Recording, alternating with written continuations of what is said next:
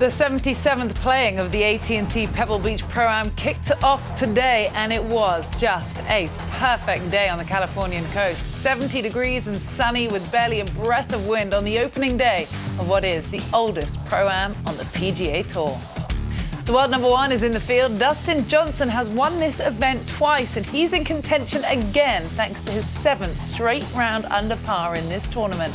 An opening 67 puts him at 5 under par, 2 off the lead that is held by a duo. Yes, Kevin Streelman and Bo Hostler both produced bogey-free rounds of 7 under 65 to take a one-shot advantage heading into the second round of the AT&T Pebble Beach Pro-Am.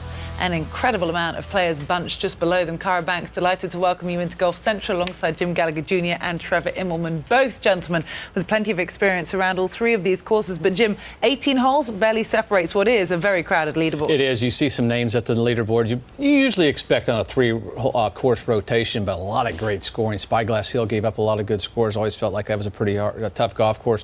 Golf course was still firm as far as the ball rolling, but the greens were still receptive, which was a little surprising to me. But guys took advantage of some pretty good conditions out there, Trevor. Yeah, it was great watching on TV. Saw a lot of birdies. 95 guys under par right now. So some more great scoring. And with the weather forecast we have, it's going to be that way the whole week. All right, well, the only number one ranked player to have won this tournament was Tiger Woods in 2000. Dustin Johnson has now held the top ranking for 51 weeks and has a chance to add to his previous 2 wins across these 3 courses. He got off to a good start today. Let's get to his highlights. This his third from the par 5 first, his first hole. Yeah, reachable for Dustin Johnson, just short in the bunker. A really good bunker shot for a long bunker shot. Usually not the best out of the bunkers, but it's off for a good start. It's out to 3 feet. Yeah, so birdie's his opening hole at Spyglass Hill Golf Club. 1 under through 1. Thank you very much. His second now at 4. Now, even though it's a short iron, this is the narrowest green on the PGA Tour. 4th hole at Spyglass. Just a little sliver of a green when you're standing up there in the fairway. And he uses that slope very well, nestles down there nice and close. He would convert the putt, 2 under through 4. Now, after a bogey on 5, let's catch him on the par 5 7th, a birdie putt from the fringe. Yeah, you'd expect him to be able to get to the par 5 and 2 with his length, but once again, taking advantage of the par 5s. Makes it look easy. That got him back to 2 under on the day. We'll move ahead to another par 4, his second, Trevor, at 8. Par 5s for Dustin. It's like chocolate for me. Yes. Me too. Here he is, reaching it comfortably again. Look at it spinning back here. This is a really tough shot, second shot into the 8th hole. Can't see the bottom of the flagstick. Beautifully judged there from with his distance. Yeah, perfect spin control. That would be back-to-back birdies to get him to 3 under, and now an eagle chance at 11. I can taste chocolate right now, Trevor. Another par 5. Ball's rolling pretty good. A good lag there to make birdie. Yeah, perfect lag. That gets him to 4 under, and another opportunity, Trevor, at 14. And this is a tough putt here coming down the hill. You can see all the break he's playing. And when this man putts well, the rest of the field better look out. He would shoot a 5 under par 67 as we take a look at his record on the Robert Trent Jones design, ranked at the top of all 3 of these categories. Pretty impressive. 38 under par total, 61 eagles or birdies, and he's had 3 rounds of 67 or better, including today. He's tied first in that with his 5 under par round today. Unsurprisingly, that he played well. Yeah, I'm happy with the round. I could definitely do things a little bit better, but you know, I had a lot of really good looks at birdie and didn't really make anything, but all in all, it's a pretty solid day, pretty easy day. Me and Jordan and Wayne and Jake have played together the last 4 years or something, so we have a lot of fun. It's always interesting with Wayne and Jake too, so but yeah, it makes it for a fun day. I mean, we're out here for a long time, and if you got a good group you enjoy being with, it makes the day a lot better. Well, from the reigning world number one to a man who previously held the position for 26 weeks, defending champion Jordan Spieth is trying to improve on a missed cut last week. He was playing alongside DJ today, and here he is, Jim, with a birdie attempt at 2. Yeah, he's never won after a missed cut, and everything's been talked about is putting and getting comfortable with it, and that's coming down the slope, and that comes up short. Yeah, he would just tap in for a par there to stay it even through 4 holes at Spyglass Hill, and now another birdie opportunity at 4. Difficult putt down the hill here, even though it is only from about 10 feet. and he drains that one. At that point, I thought he was going to get the putter going. Yeah, unfortunately, that wasn't the story. A short par putt here at 6. Well, watch this stroke right here, and you can almost tell that he knew he missed it. Opened that putter face, having a tough time getting comfortable, more so with his hands kind of forward pressing a little bit too much. That dropped him back to even. Let's join his second at 10. And he really is a magician with these kind of shots. Just watch the spin control. Man, that is good. You'd think setting up some more birdie opportunities, but it just wasn't his day. Head moved just a little bit. You barely see him there through the caddies, but his head just moved just a tad.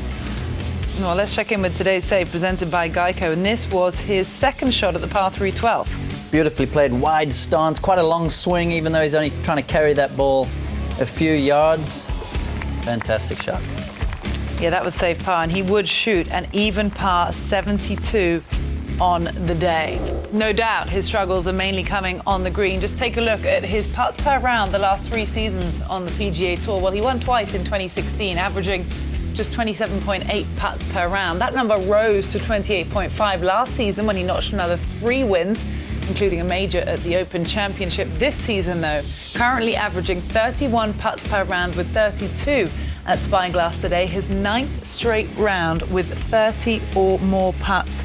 That dates back to Maui, the second round there when he had less than 30. He says he has no doubt in his ability, guys, just calls it really a minor slump. How do you describe, Jim, what exactly he's experiencing right now? Well, he'd call it a mini slump. I think he's just trying to get comfortable, and I think guys that go through those things, I mean, when you're not comfortable over the putting with your setup, and that's something he's never really had to work up. You've always watched him tinker more with his golf swing, but you rarely had seen him in the past few years really kind of mess with his putting, and I think it's getting comfortable. I mean, he's talking about at impact, probably getting that left hand just a little bit more forward, kind of opens the club face. He's talked about the ball bouncing and not rolling off the putter face. So I think it's more of a comfort thing for him. It becomes mental, Trevor, as you know. The least more times that you're not making the putts and you lose a little bit of that confidence, even for someone like Jordan Spieth. Sure does, but I'm going to come to his defense a little bit. First of all, I wish my best putting with how his putting is when he's in a slump.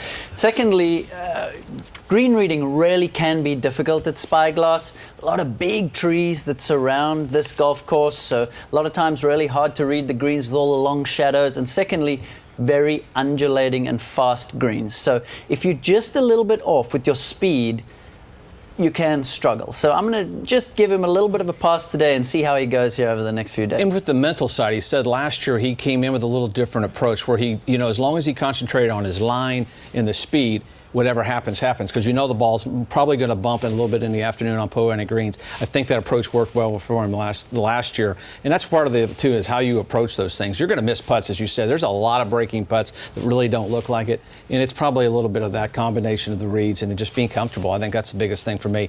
I putted my best when I was comfortable, and that's what he needs to get to. And exactly as you touched on earlier, what he said is he's been feeling like he's launching the ball downward into the ground. And what happens when you do that is the ball starts bouncing. Right. So now it jumps off of line and your speed gets thrown off. And as a tour player, when you look up, you expect the ball to be in a particular place. And when you look up and the ball is not there, panic can start to set in. All of a sudden your mind starts to play tricks on you and you can lose your confidence. And when you putt on greens like this that really can be tricky, it is throwing you some curveballs. So that's what I said. I'd like to see him get here to MPCC and Pebble Beach, where he'll be a bit more familiar with the greens, and hopefully he can start making a few early in the round. Oh, he said historically he's always tinkered with the stroke, but never his setup before. So this is really unfamiliar territory for him. He just wants to be able to go blank and putt again, but that's not going to be a reality, he admitted, for a while. Well, meanwhile, playing partner DJ went 5 better with his opening 67 today. 7 top 10s total in this event in only 10 appearances, guys. 2 of those are wins. What is it about this event, these 3 courses, that suit Dustin Johnson so well? I think it's a comfort level, knowing he's played well there. Anytime you go to a golf course where you know you've had that comfort, he's playing well, too. He's playing so great. And when, as Trevor said, when he starts making putts, you got to really watch out. He always hits the ball really well. Drives the ball for a long hitter about as accurate as anybody. But his putting is the thing that it comes and goes. When it's really on, and it has been the last year or so, he's going to be tough to beat when he's putting well. And of course, clearly suits his eye. He's played well here so much. Even played well here in that US Open when he came close to winning in 2010. But also the fact that if we take today out of it, we saw so many birdies and low scoring today, but generally these are really tough courses. 3 of the toughest courses that the players will play on the PGA Tour. And the tougher the courses are, the more the best players rise to the top. When I spoke to DJ in Abu Dhabi, and I asked him when his next event was, he said Pebble, and I was like, man, you must be wishing for great weather. And he was like, no, I want it as miserable as possible. And I was like, really? And he's like, yeah, I want it as tough as it can be. Because that's when he knows that he's got more chance of winning. And it was quite interesting because in that moment, right before we were both going to go tee off, it struck me that that is how champions think. They want it as tough as possible because that's when they know that things are in their favor. That they're the best in bad conditions. One thing's for sure, he loves this event because he gets to play with his father-in-law, the great one, Wayne Gretzky. He's got a good group with Jordan Spieth and Jay Cohen and definitely got off to a good start. Well, there are 8 total former world number ones in this week's PGA Tour field, and several of those familiar faces made some early noise on the Californian coast today. We'll reveal who in just a moment. But there could be a new numero uno by week's end. He needs a win, and for DJ to finish out of the top 45, we'll update you on Jon Rahm's rise when we come back. Golf Central is brought to you by Geico. 15 minutes could save you 15% or more on car insurance.